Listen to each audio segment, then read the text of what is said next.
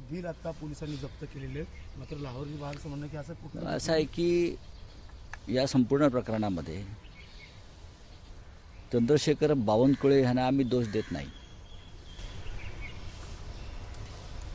पण भारतीय जनता पक्षानं आतापर्यंत आपल्या विरोधकांच्या कुटुंबावर खास करून ज्या प्रकारचे खोटे दळभद्री घाणेरडे आरोप करून त्यांना त्रास द्यायचा प्रयत्न केला, तुरुंगात पाठव, आज तीच परिस्थिती भारतीय जनता पक्षाच्या काही नेत्यांवर आली. त्याच्यामुळे कौटुंबिक यातना काय असतात हे हळूहळू भाजपला कळत जाईल.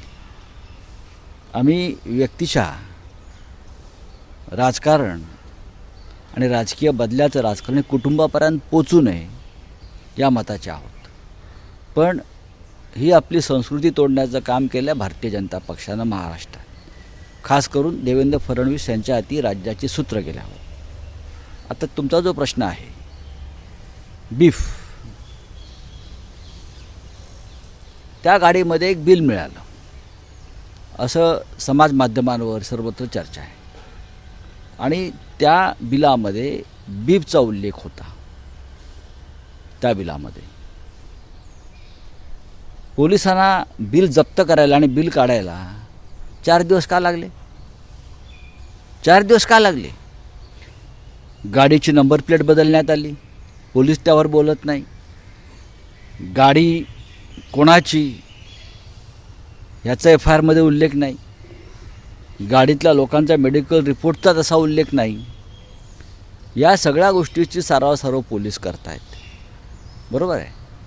मात्र बीफचा उल्लेख आल्याबरोबर पोलीस स्वतः पुढे येऊन सांगतायत की असं काही नाही. ज्या देशामध्ये इलेक्ट्रॉनिक मशीनमधली मतं बदलली जाऊ शकतात,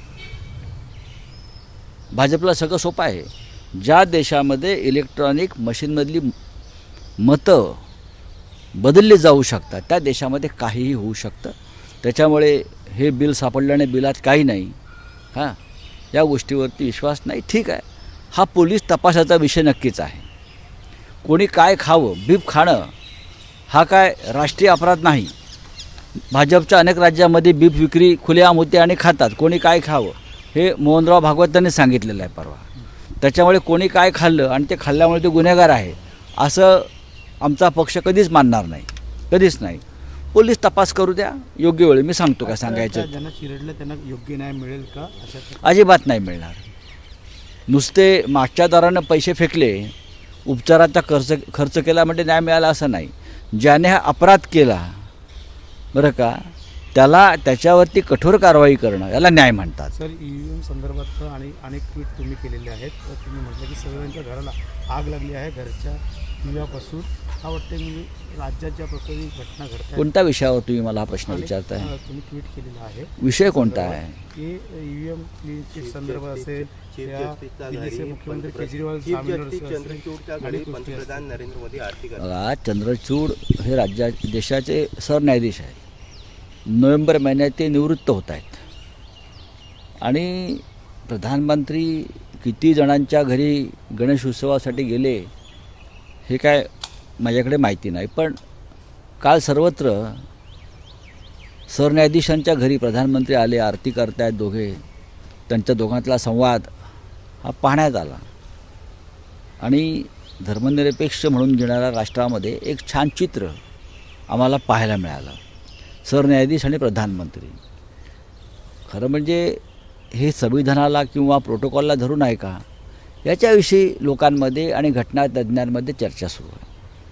आमच्यासारख्यांच्या मनात प्रश्न आला, प्रधानमंत्र्यांशी इतकी राजकीय जवळीक असलेले न्यायाधीश कोणी असतील, ते महाराष्ट्रातल्या घटनाबाह्य सरकारच्या बाबतीत आम्ही जी लढाई करतो आहे, मग ते आम्हाला न्याय मिळणं का मिळत नाही किंवा तारखांवर तारखा का पडतात अशा आमच्या लोकांच्या मनात शंका आहेत.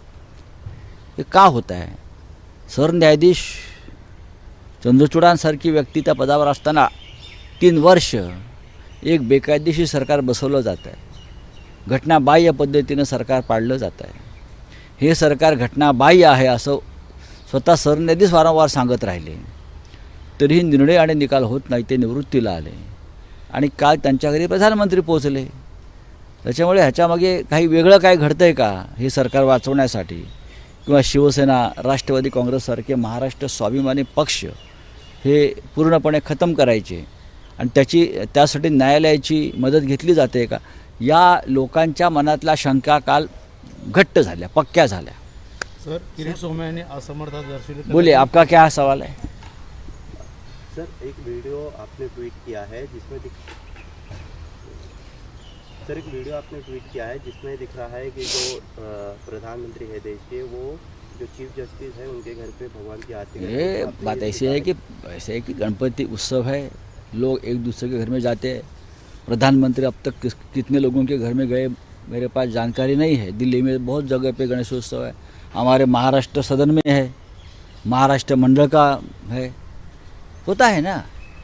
लेकिन चीफ जस्टिस साहब के पास प्रधानमंत्री जी गए और प्रधानमंत्री जी और सर हमारे चीफ जस्टिस साहब ने एक साथ मिलकर आरती भी उतारी भगवान की. हमारी शंका इतनी है कि क्या ये संविधान के रखवालदार इस प्रकार से अगर राजनीतिक नेताओं से मिलते हैं तो लोगों के मन में शंका है.